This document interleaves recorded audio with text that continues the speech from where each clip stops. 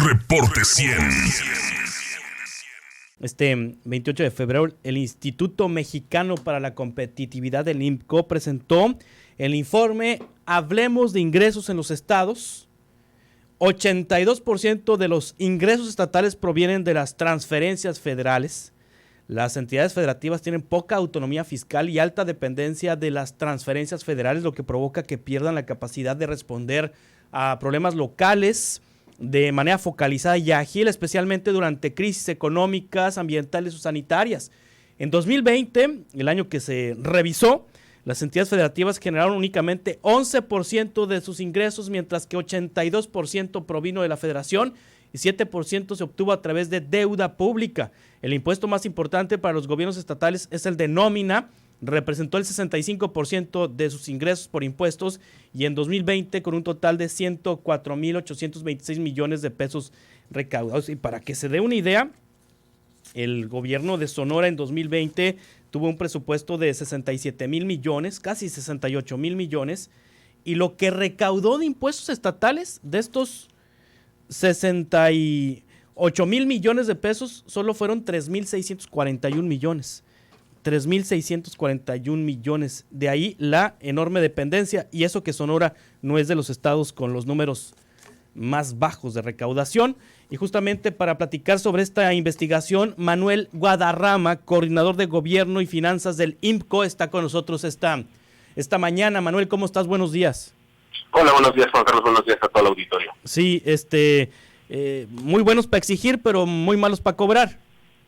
Así es, pues mira, lo que encontramos precisamente en este estudio es que, como ya lo mencionabas, esta alta dependencia de los recursos federales, en lugar de ir disminuyendo en la mayor parte de los estados, es decir, que se dependiera menos de las participaciones, de las aportaciones, todo lo contrario, vemos que en muchos estados la recaudación que los propios estados hacen pues es cada vez más baja.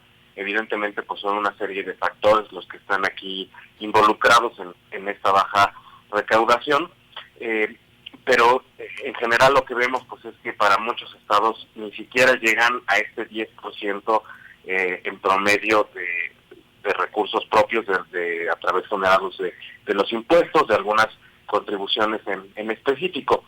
Y lo importante aquí que hay que mencionar, Juan Carlos, es precisamente la gravedad de la dependencia, porque si bien no todos los recursos tienen un destino específico, sabemos que las aportaciones sí es un gasto etiquetado que tiene tradicionalmente pues un destino específico y ayuda a materia de educación, de salud, algunas cuestiones de infraestructura y las participaciones que son de libre disposición. Sin embargo, a pesar de que son de libre disposición, pues lo que vemos también es que la composición, la estructura del gasto de los estados, pues también los tiene en buena parte ya comprometidos para algunas transferencias a los municipios, para ayudas sociales, para el pago de la deuda, por ejemplo. Entonces, realmente lo que vemos pues es que este margen, esta autonomía, se traduce en que el Estado no puede implementar su propia agenda pública y que en buena medida se está implementando la agenda del gobierno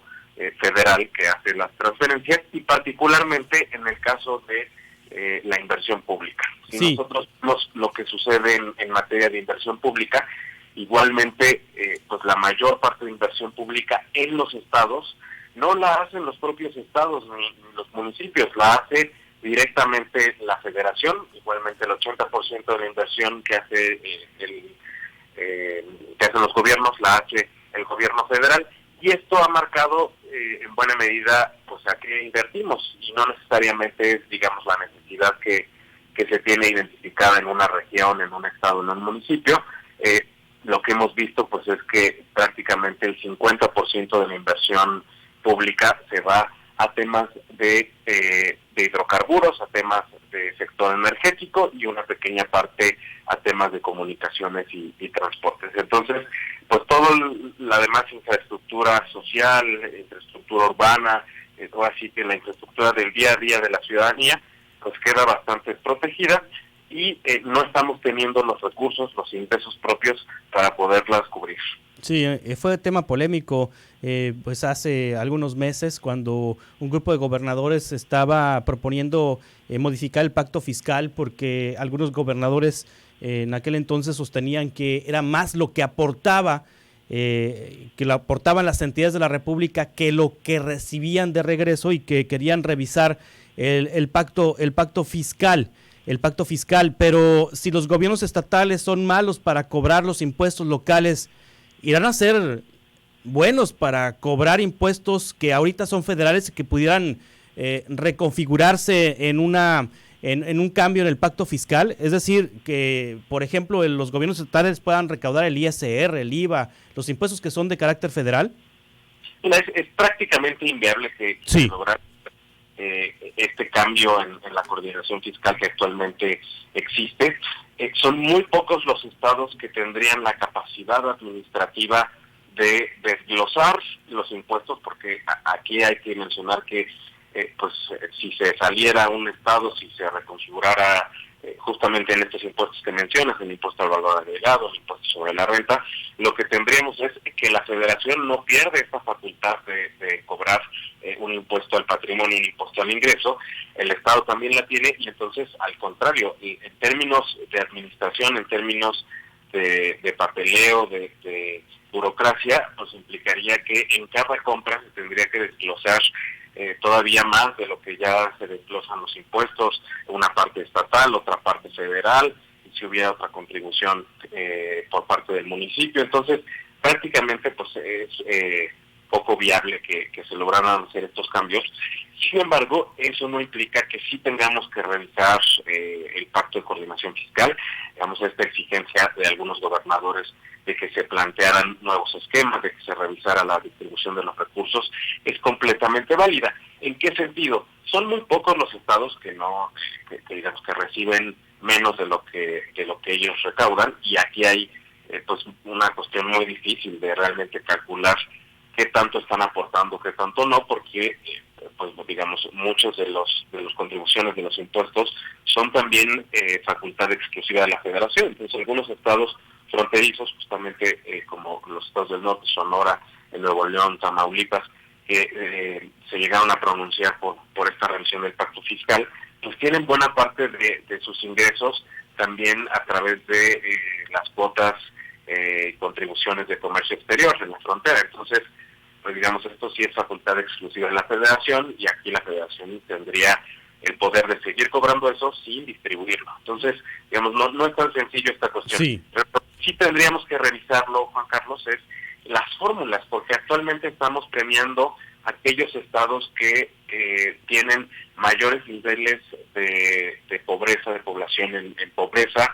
Entonces, pues esto sí genera aquí un desincentivo para que los estados crezcan, para que los estados recauden más, para que su población salga de ciertos niveles de precariedad. Entonces, esto es lo que sí tendríamos que revisar, para que al contrario se incentivara que los estados recaudaran de mejor forma, con impuestos progresivos, y que pague, digamos, quien más tiene, ¿no?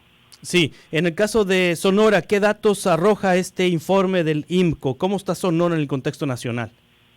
Mira, en el caso de Sonora, como mencionabas, de estos más de 60,000 millones de pesos que se recaudan, solamente 3,641 provienen de los impuestos. El principal impuesto que se recauda propiamente en el estado de Sonora es justamente impuestos al ingreso, particularmente el impuesto a la nómina, que aquí, digamos, la crítica es que es un impuesto que realmente pues no ayuda a la competitividad en general. Es un impuesto que desincentiva la formalidad laboral, que va a presionar los sueldos de los trabajadores a la baja, porque justamente pues entre menos reportemos que gana un trabajador, menos impuestos se pagará.